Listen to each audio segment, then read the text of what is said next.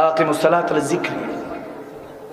দেখেন যুবক, আপনাদের উদ্দেশ্যে একটা কথা বলা, হাদিসের মধ্যে এসেছে, এটা আস্তে আস্তে এই হাদিস শরীফটা গাড়িতে বসে বসে, যেহেতু মোবাইল ফোন এখন টেকনোলজি, কিতাব এখন মোবাইলেই ডাউনলোড করা যায়, অ্যাপস ডাউনলোড করা যায়, তো এসে আস্তে আস্তে পড়ছিলাম মাজমাউল জাওয়াদ কিতাবের মধ্যে ইমাম হায়তাম আলাইহি রাহমা বর্ণিত এই হাদিসখানা, যে বারা বিন মালিক কিংবা তালহা বিন বারা রাদিয়াল্লাহু তাআলা, আমার নবীর ছোট্ট সাহাবা তালহা বিন বারা, ছোট্ট সাহাবা, 12 থেকে 14 বছরের, আমার নবীর প্রেমে পড়ে গেল। নবীর প্রেমে একদম এমন পড়েছে, মাত্র 12 থেকে 14 বছরের যুবক, ছোট্ট বাচ্চা, কি বুঝে? নবীর পিছনে পিছনে ঘুরঘুর করে, ঘুরঘুর করে, ঘুরঘুর করে। আমার নবী দেখে, কিন্তু না দেখার ভান ধরে থাকে, দেখে যে দেখি যুবকটা আমাকে কতটুকু ভালোবাসে। দেখতেছে ছোট্ট বাচ্চা ঘোরাঘুরি করতেছে। একদিন নবীজি হেঁটে যাচ্ছেন, হাদিস শরীফ, হাদিস সহিহ, হেঁটে যাচ্ছেন, নবীজিকে এসে জড়ায় ধরলেন, জড়ায় ধরে বলতেছেন, ইয়া রাসূলুল্লাহ, কোন একটা আমল দেন, আমি আমল করব। সুবহানাল্লাহ বলেন। ছোট বাচ্চাদেরকে নবীজির নাতে পাক শোনাবেন, নাতে রাসূল কালাম শোনাবেন, হামদ শোনাবেন, কোরআনে পাকের তেলাওয়াত শোনাবেন, মাঝে মাঝে হুজুরদের বয়ান শোনাবেন, বক্তব্য শোনাবেন। বাচ্চাদেরকে যেভাবে গড়ে তুলবেন, কাদামাটি যেভাবে গড়ে তুলবেন, সেরকম ভাবে মানুষ হবে। ঠিক কিনা? ঠিক কিনা? ছোট্ট বাচ্চা বায়না ধরেছে, ইয়া রাসূলুল্লাহ, কোন আমল দেন, আমল করব। আমার নবী বলে, কি আমল করবা? এখন নবীজি হয়তো কি তালহা বিন বারা, তার কথা, ছোট্ট বাচ্চার কথা তো সবসময় সাহাবাদেরকে বলতো যে খুব ভালোবাসে, আমাকে খুব ভালোবাসে, সবসময় বলতো। যখন এরকম বলতেছে, এখন অনেক সাহাবা চিন্তা করে, কি আর ভালোবাসে, ছোট্ট মানুষ।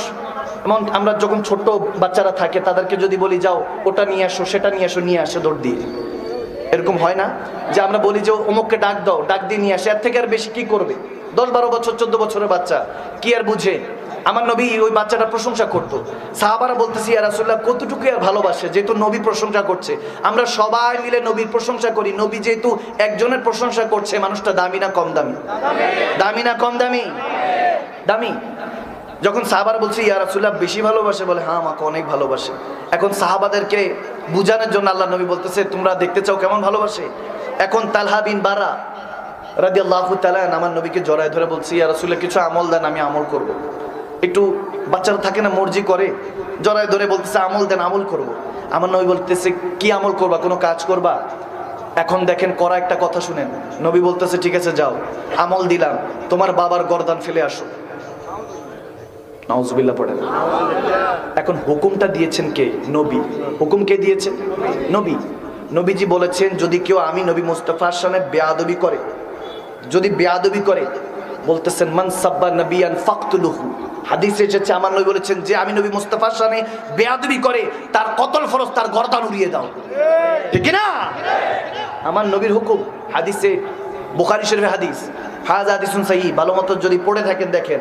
শুধু তো আমরা বলি নবীর সুন্নাত দাঁড়িয়ে রাখো, শুধু এটুর কথা বলি, কিন্তু নবীর জন্য মরতে হবে, আল্লাহর জন্য শাহাদাত বরণ করতে হবে। ঠিক না? এটাও সুন্নাত।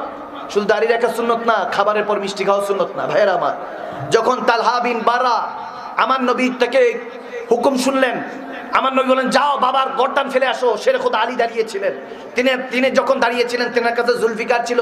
হাদিসে এসেছে, যখন আমার নবীর হুকুম শুনলো, তালহা তাড়াতাড়ি দৌড়ায় গেল, বাবার গর্দান ফেলে দিবে, নবীকে ভালোবাসি যে বুঝাতে হবে। তারপর যাওয়ার সময় শেরে খোদা আলী তলোয়ার নিয়ে নিল, ছিনিয়ে, যে যাইয়া বাবার গর্দান উঠিয়ে দিবে। আমার নবী সাহাবাদেরকে বললে, দেখেছো কেমন ভালোবাসে, যাও যাও, আটকাও, না তো সত্যি সত্যি তার বাবার গর্দান উড়িয়ে দিবে। সুবহানাল্লাহ বলে। আল্লাহু আকবার। যখন নবীর ভালোবাসা এরকম শিখতো, তখন সবাই মিলে তাকে ধরে নিয়ে আসলো, বলে না না, কিছু করতে হবে না, নবীজি এমনি মজা করেছে, তোমাকে পরীক্ষা নেওয়ার জন্য, বোঝানোর জন্য। সে বললো যে ঠিক আছে, ইয়া রাসূলুল্লাহ দাঁড়িয়ে আছে। এখন এরকম কুদরতে ইলাহি যখন সময় পার হচ্ছে, যখন কিছু সময় যখন পাড়ি দিয়ে দিল, কিছুদিন পরে দেখা গেল সে ছেলেটা, ছোট্ট বাচ্চাটা হঠাৎ অসুস্থ হয়ে গেল। নবীর প্রেমে এমন অসুস্থ হয়ে গেল, আল্লাহর ইবাদত করতে করতে কেমন জানি ইশকে ইলাহি, ইশকে রাসূলের মধ্যে গুমসুম হয়ে গেল, হাওয়া হয়ে গেল, নিজের খেয়াল আর খুদ নিজের অবস্থায় নেই। যখন হারিয়ে গেল, এমন অবস্থা হলো মৃত্যু তার কাছাকাছি চলে আসলো, অসুস্থ হয়ে বিছানায় পড়ে গেল। আমার নবী 2 বেলা যাইতেন, হাদিস এসেছে 2 বেলা দেখতে যেতেন ওই বাচ্চাকে, ছোট্ট বাচ্চাকে দেখতে যেত।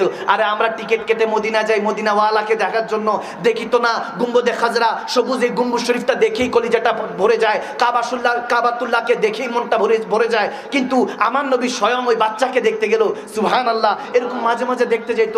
যখন এরকম অবস্থা হলো আমার নবী দেখতেছে, যখন বাচ্চাটার কাছাকাছি গেলেন, বাচ্চার বাবাও দাঁড়ায় ছিল, বাচ্চাটাকে কোলে নিলেন, কোলে নিয়ে আদর করছেন, কপালে চুমু খাচ্ছেন। এরপরে বাবার কানে কানে জানি কি জানি বলে বাচ্চাকে আদর করে চলে আসলেন বাবাটার কাছে। ছেলে জিজ্ঞেস করলো কি হয়েছে বাবা? তখন বলতেছে ওই বাবাটা যে আমার নবী বলেছে তুমি ইন্তেকাল করে যাবা, আজকেই আজরাইল আলাইহিস সালাম তোমার কাছে চলে আসবে, তুমি চলে যাবা আল্লাহর দরবারে। তখন আমার নবী বলে গিয়েছেন, নবী যে বলে গিয়েছেন তার জানাজা দাফন কাফন আমি করব, আমাকে খবর দিও। কিন্তু ওই যুবক, ওই ছোট্ট বাচ্চা দেখেন, তার ইশক দেখেন, ভালোবাসা দেখেন।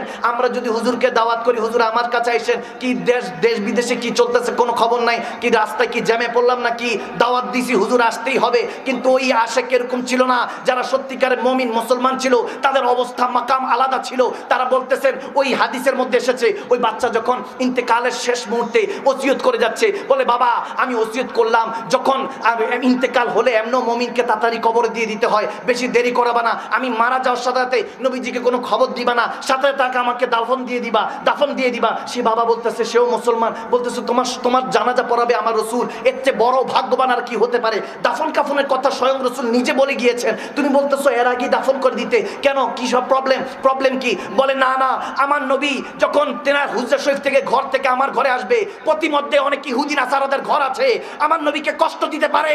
আমি আমার নবীকে এত ভালোবাসি, চাই না আমার জানাজাটার জন্য নবীকে কেউ কষ্ট দেয়। সে বলতেছে আমাকে আর আগে ইন্তেকাল হওয়ার সাথে জানাজা পড়াই দিও। যখন তার ইন্তেকাল হলো, দাফন কাফন হয়ে গেল, জানাজা হয়ে গেল, মাটিতে পুঁতে ফেললো। এখন দেখেন আমার নবী এসেছে, খবর পেয়ে দৌড়া এসে বলতেছে কি ব্যাপার? তোমাকে না বললাম তোমার সন্তান তালহা যখন, আমার কলিজার টুকরা তালহা যখন ইন্তেকাল করবে আমি নিজে আসবো। বলে না ইয়া রাসূলুল্লাহ, সে ওসিয়ত করে গিয়েছে, আমি তো চেয়েছি আপনি আসেন, কিন্তু সে ওসিয়ত করে গিয়েছে। বলে কি ওসিয়ত? বলে আমার নবীকে এই ইহুদি নাসারারা কষ্ট দিবে, প্রতিমধ্যে রাস্তার মধ্যে ইহুদিদের ঘর আছে, কাফের মুশরিকদের ঘর আছে, আমার নবীকে কষ্ট দিবে। তুমি ডাইকো না বাবা, ওসিয়ত করে গিয়েছে। ইয়া রাসূলুল্লাহ, ওসিয়ত রাখার জন্য আপনাকে আর ডাকি নাই। আমার নবী চোখ দিয়ে টপ টপ করে পানি পড়তে লাগলো যে আমাকে কত ভালোবাসতো তালহা। কবরে বললে কবরটা কোথায়? বলে ইয়া রাসূলুল্লাহ এই জায়গার মধ্যে। কবরের সামনে গিয়ে আমার নবী দোয়া করছেন, রাহমাতুল লিল আলামিনের 2টা হাত রব্বুল আলামিনের দরবারে উঠলো। বলল আল্লাহ তোমার কাছে আমার তালহা এসেছে, তুমি তার সাথে যখন কথা বলবা তখন তার সাথে ভালোবেসে কথা বললো, তার জন্য যখন সুপারিশ আমি নবী মুস্তাফা করছি, সেই ব্যক্তি তো আরে কত বড় সেই কুদরতি ভাবে সে কত বড় ভাগ্যবান। রব্বুল আলামিনের কাছে রাহমাতুল লিল আলামিন নবী দোয়া করছেন সেই সাহাবার জন্য। যুবক তখন তো এই ভালোবাসার মধ্যে আল্লাহ বরকত দেন। যখন দোয়া করছেন আমাকে বলেন সেই কবরের মধ্যে সেই সাহাবী জান্নাতি না জাহান্নামী? आवाज देना जन्नती ना जहन्नमी।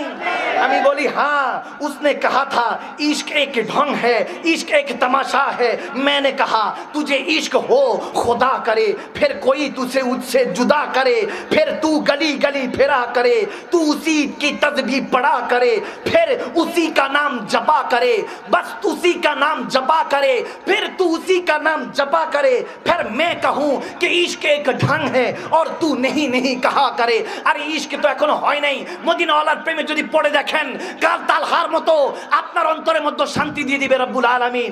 আপনি এখনো সেই মদিনাওয়ালার প্রেমে পড়েন নাই। বান্দা যদি আপনি সেই মদিনাওয়ালার প্রেমে পড়ে যান তখন আপনিও বলবেন নবী না হয়ে এই দুনিয়ায় না হয়েছি ফেরেশতা খোদার, হয়েছি গো নবী উম্মত আপনার, তার তরে শুকুর হাজার বার। সুবহানাল্লাহ, তাকবীর, আল্লাহ